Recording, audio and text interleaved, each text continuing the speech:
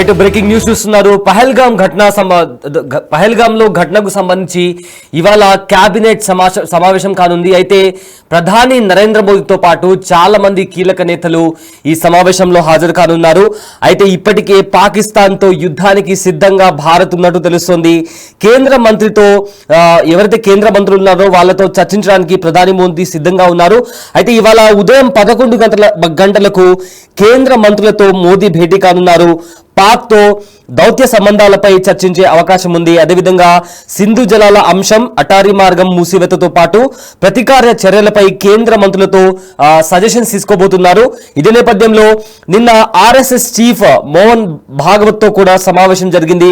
ఈ సమావేశం గంటన్నర పాటు కొనసాగింది. అయితే దేశంలో ప్రస్తుతం నెలకొన్న పరిస్థితులపైన అదేవిధంగా ముందస్తు చర్యలు ఎలా తీసుకోవాలనే దానిపైన కూడా సుదీర్ఘ చర్చ నడిచింది. అయితే ఈ భేటీలో కేంద్ర హోంమంత్రి అమిత్ షా కూడా పాల్గొన్నారు. అయితే ఇప్పటికే వరుస భేటీలతో యుద్ధంపై తీవ్ర ఉత్కంఠ నెలకొంది. మంగళవారం త్రివిధ దళాల సమావేశంలో కూడా ప్రధాని మోదీ కీలక నిర్ణయం తీసుకున్నారు. ఈ నేపథ్యంలో ఆయన ఎవరైతే ఆర్మీ చీఫ్ ఉన్నారో వాళ్ళందరితో మాట్లాడారు. అయితే ఉగ్రవాదాన్ని అణిచివేయాల్సినదే అనే దేశ సంకల్పంను కూడా ప్రధాని మోదీ ఉద్ఘాటించారు. భారత సాయుధ దళాల సామర్థ్యాలపై తమకు పూర్తి విశ్వాసం ఉందన్నారు. ఇటీవల ఉగ్రదాడిపై ప్రతిస్పందించే విషయంలో అనుసరించాల్సిన పద్ధతులు, లక్ష్యాలు, సమయాన్ని నిర్ణయించే విషయంలో సైన్యానికి పూర్తి స్వేచ్ఛ ఉందన్నారు. అదేవిధంగా చీఫ్ ఆఫ్ డిఫెన్స్ స్టాఫ్ సహా త్రివిధ దళాల అధిపతుల్లో ఉన్నత స్థాయి సమావేశం సందర్భంగా ప్రధాని మోదీ ఈ వ్యాఖ్యలు చేశారు. అయితే పహల్గాం ఉగ్రదాడి అనంతరం దేశంలో అంతర్గత భద్రత, సరిహద్దుల్లో నెలకొన్న పరిస్థితులపై ప్రధాని మోదీ తన నివాసంలో కీలక సమావేశం ఏర్పాటు చేశారు. దాదాపు గంటన్నర పాటు సాగిన ఈ భేటీలో రక్షణ మంత్రి రాజ్నాథ్ సింగ్, జాతీయ భద్రతా సలహాదారుడు అజిత్ దోవల్, అదేవిధంగా chief of defence staff CDS Anil Chauhan, army chief general Upendra ద్వివేదితో పాటు navy chief admiral Dinesh K Tripathi, ఆయనతో పాటు air chief marshal Amar Preet Singh కూడా పాల్గొన్నారు. అయితే ఈ సందర్భంగా పాకిస్తాన్ కి సంబంధించి కొన్ని కీలకమైన అంశాలను ప్రస్తావించారు ప్రధాని మోదీ. ఉగ్రవాదులు వారిని పెంచి పోషిస్తున్న వారిని పాతాళంలో తొక్కేస్తామని కూడా స్పష్టం చేసినట్టు తెలుస్తుంది. అంతేకాకుండా వారి ఊహకందని రీతిలో చర్యలు ఉంటాయని కూడా చెప్పినట్లు సమాచారం. పహల్గాం ఉగ్ర ఘటనకు ప్రతీకార దాడులు తప్పకుండా తీసుకుంటామని కూడా ఈ నేపథ్యంలో ప్రధాని మోదీ చెప్తున్న మాటలు కూడా మరింత బలాన్ని చేకూరుస్తున్నాయి. అయితే మరోవైపు బుధవారం రోజు అంటే ఇవాళ సిసిఎస్ సమావేశం కానుంది. వారం రోజుల వ్యవధిలో ఈ భేటీ కావడం ఇది రెండోసారి. అయితే మోదీ నేతృత్వంలో రాజకీయ వ్యవహారాల కేబినెట్ కమిటీ సమావేశం కానుందని సమాచారం. ఇందులో సిసిఎస్ లోని 5 సభ్యులతో పాటు రవాణా, ఆరోగ్య, వ్యవసాయ, రైల్వే మంత్రులు ఉన్నారు. ఇలా కీలక భేటీలు జరిగే ఈ విధంగా ఒకే రోజు చాలా కీలక భేటీలు జరుగుతున్న నేపథ్యంలో చాలా ప్రాధాన్యత సంతరించుకుంది. అయితే పహల్గాం దాడి తర్వాత భారత ఆర్మీ చాలా కీలక నిర్ణయాలు తీసుకుంది. సింధు జలాల ఒప్పందం కావచ్చు, అటారీ బార్డర్ దగ్గర రాకపోకలకి సంబంధించి కావచ్చు, ఇండియాలో ఉన్న పాకిస్తాన్ హై కమిషన్ కి సంబంధించి కావచ్చు, లేకపోతే ఎవరైతే ఇండియాలో పాకిస్తాన్ పౌరులు ఉన్నారో వారు తక్షణమే దేశం వదిలిపెట్టి వెళ్ళిపోవాలని కూడా ఇలా పలు కీలకమైన అంశాలకు సంబంధించి కొన్ని కీ డెసిషన్స్ కూడా తీసుకున్నారు. అయితే ఇప్పటికే సిసిఎస్ మీటింగ్ జరిగింది. అదేవిధంగా ఆర్మీ చీఫ్, త్రివిధ దళాలకు సంబంధించిన ఆర్మీ చీఫ్ ఎవరైతే ఉన్నారో వాళ్ళ ముగ్గురిని కూడా కలిశారు. దాని తర్వాత రాజ్నాథ్ సింగ్ కూడా సపరేట్ గా ఆర్మీ చీఫ్ ఎవరైతే ఉన్నారో దాంతో పాటు త్రివిధ దళాలకు సంబంధించిన అధిపతులతో కూడా వాళ్ళు డిఫెన్స్ మినిస్టర్ రాజ్నాథ్ సింగ్ మాట్లాడడం జరిగింది. ఆ తర్వాత రాజ్నాథ్ సింగ్ ప్రధాని మోదీతో భేటీ అయ్యారు అండ్ కేబినెట్ మీటింగ్ కూడా జరిగింది. అదేవిధంగా ఇప్పుడు ప్రజెంట్ ఇలాంటి భేటీలు కంటిన్యూస్ గా జరుగుతున్నాయి. సో ఇప్పటికే ప్రధాని మోదీ ఆర్మీకి సంబంధించి మీకు పూర్తి స్వేచ్ఛను ఇస్తున్నాను, మీరు ఎలా చేస్తారో టైంకి సంబంధించి కావచ్చు, స్ట్రాటజీకి సంబంధించి కావచ్చు, ఏ రకంగా మీరు ప్లాన్ చేసుకుంటారో కంప్లీట్ గా మీకు ఫుల్ ఫ్రీడమ్ ఇస్తానంటూ కూడా ఇప్పటికే ప్రధాని మోదీ గ్రీన్ సిగ్నల్ ఇచ్చినటువంటి పరిస్థితి కనిపిస్తుంది. అయితే చాలా వరకు కూడా జమ్మూ కాశ్మీర్లో అదేవిధంగా దేశంలో ఇల్లీగల్ గా చొరబడి ఉగ్రవాదాన్ని ఉగ్రవాదాన్ని వ్యాపించే పనులు ఎవరైతే చేస్తున్నారో లేదా ఉగ్రదాడికి ఎవరైతే కుట్ర పన్నుతున్నారో వాళ్ళ స్థావరాలను కనిపెట్టి వాళ్ళ హైడౌట్స్ ను కనిపెట్టి త్రూ వాళ్ళ డిజిటల్ ఫుట్ ప్రింట్స్ ఎక్కడెక్కడ ఉన్నారో కనిపెట్టి వాళ్ళను హతమార్చే పనిలో ఇండియన్ ఆర్మీ ఉంది. ఇప్పటికే జమ్మూ కాశ్మీర్లో కూడా కొన్ని చోట్ల ఎన్కౌంటర్ జరిగింది. ఎన్కౌంటర్లో లష్కర్ ఏ తోయిబా కీలక కమాండర్ అయిన అల్తాఫ్ అలీని కూడా ఇండియన్ ఆర్మీ హతమార్చింది.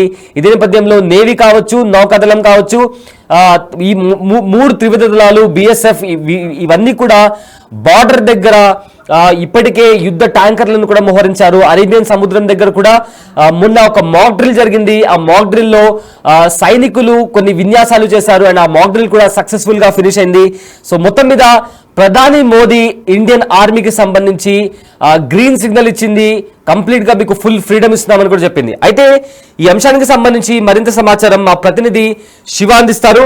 రైట్ శివ, ఇప్పటికే కొన్ని కీలక సమావేశాలు జరిగాయి, అలానే త్రివిధ దళాలకు సంబంధించిన సమావేశాలు జరిగాయి. ఇప్పుడు సిసిఎస్ మీటింగ్, దాని తర్వాత క్యాబినెట్ మీటింగ్ కూడా జరగబోతుంది. సో మొత్తం మీద ఇప్పటికే ప్రధాని మోదీ కూడా ఆర్మీకి ఫుల్ పవర్స్ ఇచ్చేసినట్టు కూడా మనకు తెలుస్తుంది. సో మొత్తం ఈ అంశాన్ని ఎలా చూడొచ్చు అండ్ రాబోయే రోజుల్లో భారతదేశానికి సంబంధించిన ఎలాంటి స్టెప్స్ తీసుకోబోతుంది ఇండియా?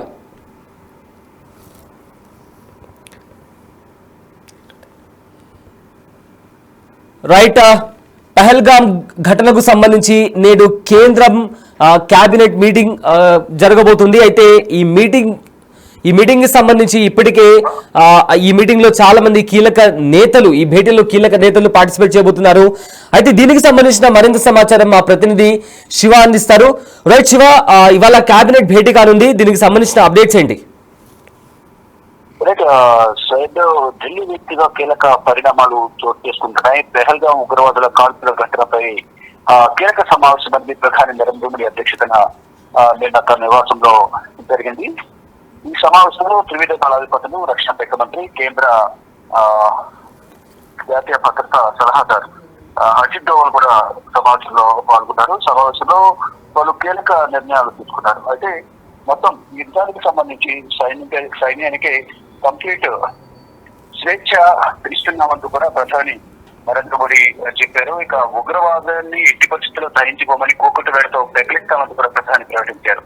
ఉగ్రవాదంపై పోరులో భారత సైన్యానికి పూర్తి స్వేచ్ఛ ఇస్తున్నట్లు చెప్పారు. దాంతో పాటు 140 కోట్ల భారతీయులకు సైన్యంపై పూర్తి నమ్మకం, విశ్వాసం ఉందని ప్రధాని వెల్లడించారు. పెహల్గాం లో కాల్కు తెగబడి అమాయకులను పొట్టన పెట్టుకున్న వారిని ఎట్టి పరిస్థితుల్లో వదిలిపెట్టబోమంటూ కూడా ప్రధాని ఉగ్రవాదులను హెచ్చరించారు. ఇక ఉగ్రవాదులకు సహకరిస్తున్న వారికి తగిన జవాబు ఇస్తామనేది ప్రధాని నిన్నటి సమావేశంలో చర్చించారు. గతంలో కూడా ఒక బహిరంగ సభలో కూడా కీలక వ్యాఖ్యలు చేశారు. ఎవరైతే ఉగ్రవాదులకు సహకరించారో, వారికి ఆశ్రయం ఇచ్చారో వారందరినీ కూడా తుడిచిపెట్టేస్తున్నట్టు కూడా ఘాటు వ్యాఖ్యలు కూడా ప్రధానం చేశారు. ఇక మళ్ళీ భారత్ వైపు కన్నెత్తి చూడకుండా సైన్యం స్ట్రాంగ్ రివెంజ్ తీర్చుకుంటుందనే నమ్మకం తనకుందంటూ కూడా ప్రధాని నరేంద్ర మోడీ హార్స్ కామెంట్ చేశారు. ఇక దీనితో పాటు ఈ రోజు కీలక పరిణామాలకు వేదిక కాబోతోంది ఢిల్లీ. ఈ మూడు సమావేశాల్లో ప్రధాని నరేంద్ర మోడీ పాల్గొనబోతున్నారు. ఈ 3 సమావేశాలు కూడా కీలక నిర్ణయాలు తీసుకోబోతున్నారు. ఈ రోజు ఉదయం 11 గంటలకు కేంద్ర కేబినెట్ సమావేశం జరుగుతుంది. ఈ సమావేశం ముగిసిన తర్వాత కేంద్ర కేబినెట్ సెక్యూరిటీ సబ్ కమిటీ సమావేశం జరగబోతుంది.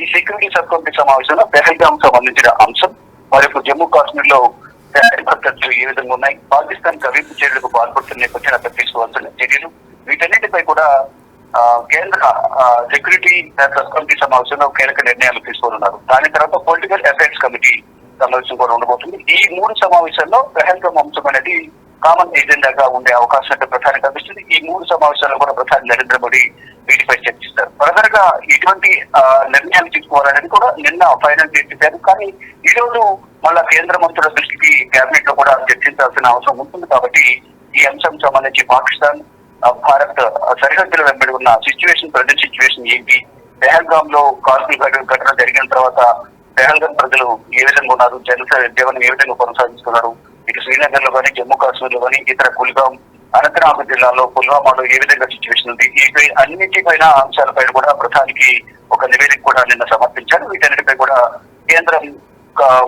కేంద్రంలో ఉన్న కేంద్ర కేబినెట్ లో ఉన్న సభ్యులందరికీ కూడా ప్రధాని నరేంద్ర మోదీ వీటిపై వివరించనున్నారు. మొత్తంగా చూసుకుంటే యుద్ధం ఎప్పుడు జరగానే సిద్ధంగా ఉన్నామంటూ కూడా వివిధ దళాధిపతులు ప్రధాని నరేంద్ర మోదీకి నేను తెలియజేశారు. ఈ రోజు సెక్యూరిటీకి సంబంధించిన కేంద్ర కేబినెట్ సెక్యూరిటీ సబ్ కమిటీ సమావేశంలో కూడా మరికొన్ని కీలక నిర్ణయాలు తీసుకుని దానికి సంబంధించి అధికారిక ప్రకటన Syed. Right, thank you Shiva for the update.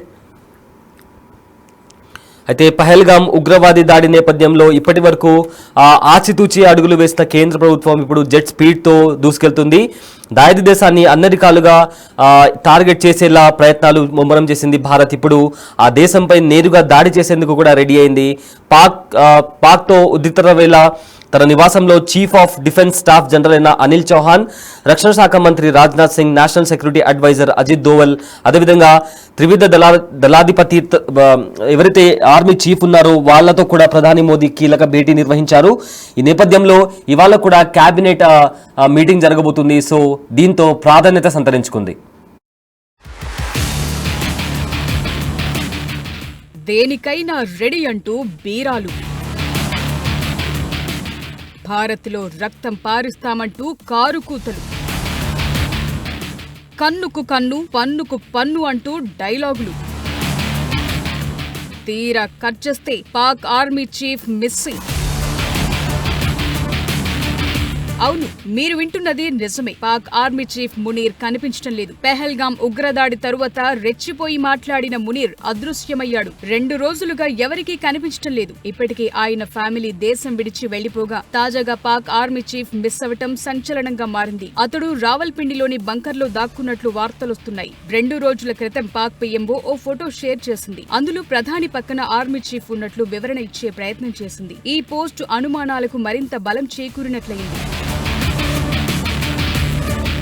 Pahalgam ఉగ్రదాడికి Bharat ప్రతీకారం తీర్చుకుంటుందనే భయం పాక్ ఆర్మీకి పట్టుకుంది. దేనికైనా సిద్ధం, యుద్ధానికి రెడీ అంటూ పైకి మేకపోతు గాంభీర్యాలు ప్రదర్శిస్తున్న లోలోపల గజగజ వణికిపోతోంది. ఇండియాతో పెట్టుకుంటే ఏం జరుగుతుందో పాక్ కు బాగా తెలుసు. గతంలో జరిగిన అనుభవాలు కళ్ల ముందే ఉన్నాయి. సర్జికల్ స్ట్రైక్స్, ఎయిర్ స్ట్రైక్స్ ను ఇంకా మర్చిపోలేదు. ఈసారి భారత్ నుంచి అంతకు మించి రియాక్షన్ ఉంటుందని భావిస్తోంది పాక్. ఉగ్రదాడి జరిగిన మరుసటి రోజు నుంచే సరిహద్దు సమీపంలోకి ఆయుధాలను తరలిస్తోంది దాయాది దేశం. ఎల్ఓసి వెంబడి భారత వైమానిక దాడులను పసిగట్టడానికి చర్యలు చేపట్టింది. సియోల్కోట్ ప్రాంతానికి పాకిస్తాన్ సైన్యం తన రాడార్ వ్యవస్థలను తరలిస్తున్నట్టు తెలుస్తోంది. సరిహద్దుకు 58 కిలోమీటర్ల దూరంలో ఉన్న కోర్ కంటోన్మెంట్ వద్ద TPS-77 రాడార్ సైట్ ను ఏర్పాటు చేసింది. TPS-77 మల్టీ రోల్ రాడార్ అనేది అత్యంత సామర్థ్యం గల రాడార్ వ్యవస్థ. ప్రపంచ వ్యాప్తంగా పరిస్థితులను గమనించేందుకు ఎయిర్ ట్రాఫిక్ పర్యవేక్షణ కోసం దీన్ని ఉపయోగిస్తారు. ఇటు పీఓకేలోని ఉగ్రవాద లాంచ్ ప్యాడ్లను ఖాళీ చేయిస్తున్నట్లు తెలుస్తోంది. ఉగ్రవాదులను ఆర్మీ షెల్టర్లు, బంకర్లకు తరలించడం ప్రారంభించింది. పీఓకే ప్రాంతమంతటా చాలా లాంచ్ ప్యాడ్లు ఉన్నట్లు భారత భద్రతా సంస్థలు గుర్తించిన కొంతసేపటికి పాకిస్తాన్ ఈ చర్య తీసుకుంది. ఖ్యల్, సర్ది, దుద్నియల్, అత్ముఖం, జురా, లిపా, పచ్చిబన్, ఫార్వర్డ్ కహుటా, కోట్లీ, ఖుయిరెట్ట, మంధర్, నిఖైల్, చమన్కోట్, జంగోట్ నుండి ఉగ్రవాదులను తరలించినట్టు నిఘా వర్గాలు చెప్తున్నాయి. పాక్ చర్యలను ఇండియన్ ఆర్మీ ఎప్పటికప్పుడు పసిగడుతోంది. ఇప్పటికే ఎల్ఓసి వెంబడి నిఘా పెంచింది. ఫ్రంట్ లైన్ ఫైటర్ జెట్స్ తో విన్యాసాలు చేపట్టింది. గత వారం రఫేల్ సహా ఫైటర్ జెట్లు పెద్ద ఎత్తున సైనిక విన్యాసంలో పాల్గొన్నాయి. ఇటు నేవీ కూడా ఎలాంటి పరిస్థితులనైనా ఎదుర్కొనేందుకు సిద్ధంగా ఉంది. దాంతో 2 దేశాల మధ్య యుద్ధ వాతావరణం నెలకొంది. పెహల్గాం ఉగ్రదాడిపై ఎన్ఐఏ విచారణను స్పీడప్ చేసింది. బైసరన్ వ్యాలీలో 6 ఎన్ఐఏ అధికారులు, 2 ఎఫ్ఎస్ఎల్ మెంబర్లు సీన్ రీక్రియేట్ చేశారు. 45 మంది దుకాణదారుల నుంచి వివరాలు ఆరా తీశారు. వారి స్టేట్మెంట్ రికార్డ్ చేశారు. టెర్రరిస్టులు పారిపోయిన ప్రాంతాన్ని వీడియో తీశారు. టెర్రరిస్టులు దాడికి ముందు మొబైల్ పేడ్ అప్లికేషన్ ను యూజ్ చేసినట్టు గుర్తించారు. భారత నిఘాకు చిక్కకుండా జాగ్రత్త పడినట్లు నిర్ధారించారు. 2 రోజులుగా వైరల్ గా మారిన జిప్ లైన్ ఆపరేటర్ ను కూడా ఎన్ఐఏ విచారించింది. బుల్లెట్ల శబ్దం మొదలైన వెంటనే అల్లాహు అక్బర్ అంటూ ఎందుకు జపించాల్సి వచ్చిందని ప్రశ్నించింది. అయితే తనకు పేలుళ్ల శబ్దం వినిపించడంతో నేచురల్ గా జపించానని తెలిపాడు. ఆ సమయంలో కాల్పులు ఎవరు జరిపారో కూడా తనకు తెలియదని వివరించాడు. ఘటన జరిగిన రోజు బైసరన్ వ్యాలీకి మొత్తం 4 ఉగ్రవాదులు వచ్చారు. అయితే ఒకరు అడవిలో స్టాండ్ బైగా ఉండగా మిగతా 3 కాల్పులకు తెగబడ్డారు. బైసరన్ వ్యాలీ ఎగ్జిట్ గేట్ వద్ద మొదటి రౌండ్ ఫైరింగ్ చేశారు. దాంతో టూరిస్టులు భయంతో ఎంట్రీ గేట్ వైపు ఒక్కసారిగా పరుగులు తీశారు. అప్పటికే అక్కడ మాటు వేసి ఉన్న 2 ఉగ్రవాదులు అందరినీ ఒక్కచోట చేర్చారు. ముందుగా మహిళలు, పురుషులు వేర్వేరుగా నిలబడాలని ఆదేశించారు. దీనికి పర్యాటకులు ఒప్పుకోలేదు. ఈసారి హిందువులు, ముస్లింలు వేర్వేరుగా ఉండాలని హెచ్చరించగా ఇందుకు టూరిస్టులు అంగీకరించలేదు. దాంతో ఒక్కొక్కరిని పిలిచి కల్మా చదివించారు. అలా నిర్ధారించుకుని నరమేధం సృష్టించారు. భేల్పురి టీ స్టాల్ దగ్గర ఎక్కువ ప్రాణ నష్టం జరిగినట్లు గుర్తించింది ఎన్ఐఏ. ఉగ్రదాడి తరువాత పార్క్ ఎడమవైపు గోడ దూకి పరారైనట్లు తేల్చింది. గతేడాది జరిగిన 3 ఉగ్రదాడుల్లోనూ వీరి పాత్ర ఉన్నట్లు అనుమానిస్తోంది. గందర్బల్, బారాముల్లా, నాగిన్ పోస్ట్ దాడుల్లోనూ ఇదే ఎంఓ ఉంది. దాంతో ఆ దిశగా దర్యాప్తు చేస్తోంది. ఈ 4 దాడుల్లోనూ పాక్ ఆర్మీ పాత్ర ఖచ్చితంగా ఉందని చెప్తున్నాయి దర్యాప్తు సంస్థలు. పెహల్గాం దాడిలో పాల్గొన్న 4 ఉగ్రవాదుల్లో ఒకడైన హషిం మూసా పాక్ సైన్యంలో పారా కమాండోగా పనిచేసినట్లు తేలింది. 2022లో ఉద్యోగంలో నుంచి తొలగించడంతో లష్కరే తోయిబాలో చేరాడు. 2023లో బార్డర్ క్రాస్ చేసి వచ్చిన మూసా కశ్మీర్ యువతను ఉగ్రవాదం వైపు అట్రాక్ట్ చేయడంలో కీలక పాత్ర పోషించాడు. ఓవర్ గ్రౌండ్ వర్కర్స్ గా పనిచేయటానికి కొందరిని నియమించాడు. ఇటీవల 10ల సంఖ్యలో అనుమానితులను అదుపులోకి తీసుకున్న బలగాలు మూసా గురించి ప్రశ్నించాయి. వీరిలో చాలా మంది తమకు మూసా తెలుసని సమాధానమిచ్చినట్లు తెలిసింది. దీంతో పాక్ ఆర్మీ పాత్రపై లోతుగా దర్యాప్తు చేస్తోంది ఎన్ఐఏ.